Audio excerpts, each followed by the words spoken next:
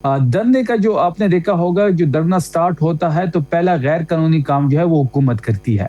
क्योंकि हमारे पास एक हुक्मनामा मौजूद है इस्लामाबाद हाई कोर्ट का, जिसके मुताबिक मंगल के रोज़ इमरान खान साहब, जो उनका बुनियादी हक है, उनकी मुलाकात तय है फैमिली के साथ और वकला के साथ, लेकिन पिछले 200 हुँ, दिनों से वो आइसोलेशन में है। 6 महीने से कोई मुलाकात नहीं हो रही, ना वकीलों की और हुँ, ना ही फैमिली की। जब मुलाकात नहीं करवाई जाती तो उसकी रिएक्शन में वहाँ डरना शुरू हो जाता है।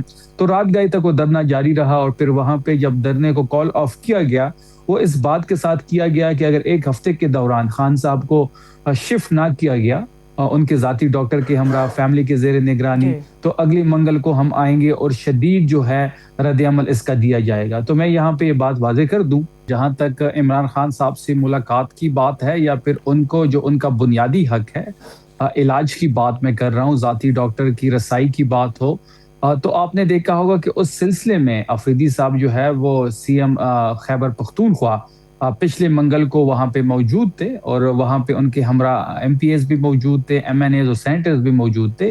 क्योंकि आखिरी मंगल को अलीमा आपा ने ये बात की थी कि अगले मंगल को सीएम अफरीदी साहब पार्लियामेंटेरियंस के हमरा यहाँ पे आएँगे और उसी पे अमल करते हुए अफरीदी साहब वहाँ पे मौजूद हुँ। थे और वहाँ पे रात तक धरना दिया गया। डरने का जो आपने देखा होगा, जो डरना स्टार्ट होता है तो पहला गैर कानूनी काम जो है वो हुकूमत करती है। क्योंकि हमारे पास एक हुक्मनामा मौजूद है इस्लामाबाद हाई कोर्ट का, जिसके मुताबिक मंगल के रोज़ इमरान खान साहब, जो उनका बुनियादी हक है, उनकी मुलाकात तय है फैमिली के साथ और वकला के साथ, लेकिन पिछले 200 हुँ, दिनों से वो आइसोलेशन में है। 6 महीने से कोई मुलाकात नहीं हो रही, ना वकीलों की और हुँ। ना ही फैमिली की। जब मुलाकात नहीं करवाई जाती तो उसकी रिएक्शन में वहाँ डरना शुरू हो जाता है। तो रात गए तक वो डरना जारी रहा और फिर वहाँ पे जब डरने को कॉल ऑफ किया गया, वो इस बात के साथ किया गया कि अगर 1 हफ्ते के दौरान खान साहब को शिफ्ट ना किया गया उनके ज़ाती डॉक्टर के हमरा फैमिली के ज़ेर जी। निगरानी, तो अगले मंगल को हम आएँगे और शदीद जो है रद्द-ए-अमल इसका दिया जाएगा। तो मैं यहाँ पे ये बात वाज़ेह कर दूँ कि आज जुमा है और 3 दिनों बाद हुँ, मंगल का दिन है। मंगल के दिन तक अगर शिफ्ट ना किया गया, जी। मुलाकात नहीं करवाई गई, तो वहाँ पे इसके हुँ, बारे में शदीद रद्द-ए-अमल दिया हुँ। जाएगा जो इंशाल्लाह आप आने वाले ट्यूज़डे को उसको कवर भी करेंगे और पूरा पाकिस्तानी कौम भी इसको देखेगी। ये शफ़ीजान साहब, जो रद्द-ए-अमल है, ये जेल के बाहर दिया जाएगा या इस्लामाबाद की हद तक आप ये बात कर रहे हैं? देखिए, पहली बात ये है कि कुछ चीज़ों पे इस वक़्त गौर हो रहा है। अफरीदी साहब और पॉलिटिकल कमेटी की भी एक मीटिंग हुँ, हुई है और हमारी जो सूबाई लीडरशिप है, मरकज़ी लीडरशिप है, और उनसे भी हम राब्ते में हैं, कुछ चीज़ों पे गौर हो रहा है। अब मंगल के दिन आप देखेंगे कि इस पे शदीद हुँ। रद्द-ए-अमल दिया जाएगा अगर मुलाकात नहीं करवाई गई या फिर उनको शिफ्ट ना किया गया। अगर इन दोनों सूरतों में हुँ, मंगल के दिन एक एक बहुत सख्त किस्म का एक रद्द-ए-अमल आएगा। सही है, ठीक है। लेकिन शफ़ीजान साहब, आज सेनेट का भी इजलास हो रहा था और उसके अंदर मुख्तलिफ सेनेटर्स अपनी राय का इजहार कर रहे थे। सेनेटर सैफुल्ला अबड़ो साहब जो हैं, उन्होंने एक इमरान खान साहब के बारे में गुफ्तगू करने के लिए और पीटीआई के रिएक्शंस के ऊपर एक ऐसा उन्होंने मजाक के तौर पे लतीफ़ा बयान किया जो अखलाकी पस्ती का मुजाहरा करता है, जो मैं समझती हूँ कि टेलीविजन स्क्रीन पर बैठ के मैं आपके सामने नहीं दोहरा सकती। मगर उनका लुब्बे लुबाव ये था कि पाकिस्तान तहरीक इंसाफ का बयानिया बस यहीं तक है कि आप लोग जो हैं वो रिहाई से दवाई पर आ गए हैं। देखिए, पहली बात ये है कि हज़रत अली रज़ी अल्लाह अन्हो का कौल है कि जिस पे एहसान करो तो उसके शर से बचो। ये सैफुल्ला आबड़ो जो है, ये इसके काउंसलर बनने की हैसियत नहीं थी। तहरीक इंसाफ की वजह से वो सेनेटर बने, फिर अपनी ज़मीर को भेजा, 26वीं 27वीं तरमीम में वोट डाला। जो अपने ज़मीर की कीमत लगा देता है, तो उसकी बात को सीरियस नहीं लिया जाता। अगर ऐसी कोई बात की है, तो वही मैं जैसे मैंने शुरू में कहा, तो उसके शर से बचना चाहिए। इसकी इतनी औकात नहीं है जिसमें मैं इस वक़्त कोई स्टेटमेंट पास करूँ। बिल्कुल, लेकिन मैं इसलिए ये सवाल आपके सामने रख रही हूँ, ज़ाहिर सी बात है, एहसान भी अगर उन पे किया है तो वो पाकिस्तान तहरीक इंसाफ को रिप्रेजेंट करते हैं, इसीलिए सवाल करना भी कोई जायज़ है। रिप्रेजेंट नहीं करता, मैं सुन रही कोई थी रिप्रेजेंट नहीं तारिक फजल करते। चौधरी साहब उसको कह रहे हैं। निकाला, उसको अच्छा। सरवत साहिबा, वो कोई पाकिस्तान तहरीक इंसाफ को रिप्रेजेंट नहीं करते, उसको पार्टी से निकाला जा चुका है। अभी जो इसकी जितनी भी मुद्दत रहती है, ये कंप्लीट होगी, जो इस वक्त सेनेट में मौजूद है। इसके बाद ये काउंसलर बनने के लायक नहीं रहेंगे ठीक है। और ना ही ये वापस अपने इलाके में जा सकते हैं, हुँ, क्योंकि तहरीक इंसाफ के साथ, इमरान खान साहब के हुँ, साथ जिसने गद्दारी की, उसके जो रिजल्ट्स हैं, वो जो सब के बड़े-बड़े जो लीडर थे, जो इमरान खान साहब को छोड़ के गए हैं, वो आज पाकिस्तान की सियासत से माइनस हो चुके हैं, और जो इमरान खान साहब के साथ जुड़े रहे वो आज पाकिस्तानी सियासत के मरकजी किरदार हैं।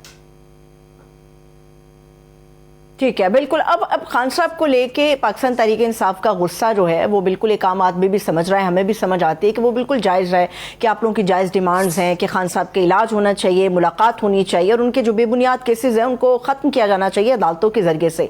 तारिक फजल चौधरी साहब कह रहे थे कि पाकिस्तान तहरीक इंसाफ को एक मुलाकात करनी चाहिए, जब तक आप हुकूमत के साथ नहीं बैठेंगे चीज़ों को दुरुस्त नहीं किया जा सकता, और ना वो ये समझते हैं कि खान साहब वाला मामला इतना बड़ा इशू है कि उसके ऊपर डेडलॉक हमेशा रहेगा, तो आप लोग एक मुलाकात कर लीजिए। अब तो असेंबली फ्लोर के ऊपर तारिक फजल चौधरी साहब ने कहा है कि खुदा के लिए हुकूमत के साथ एक दफा मिल लीजिए, बात कर लीजिए, रास्ता मौजूद है, निकल भी आएगा।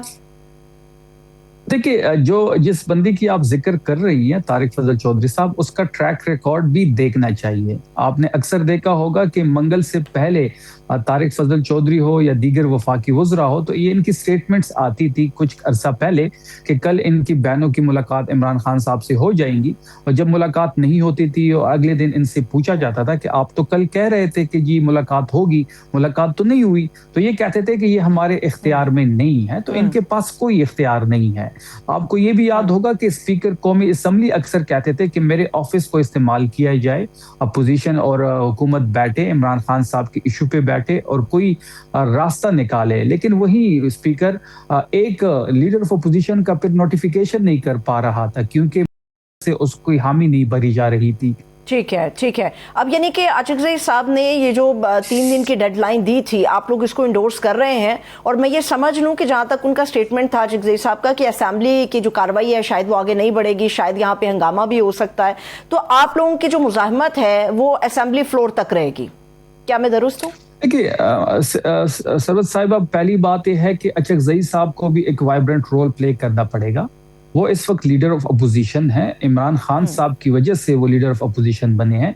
तहरीक इंसाफ के MNAs ने उनको वोट दिया है, फिर उनका नोटिफिकेशन नहीं हो रहा था, तो CM अफरीदी साहब ने जब स्ट्रीट मूवमेंट चलाई, एक मोमेंटम बना, इसी प्रेशर में उनका नोटिफिकेशन हुआ, तो उनको अब वाइब्रेंट रोल प्ले करना पड़ेगा कौमी असम्बली में।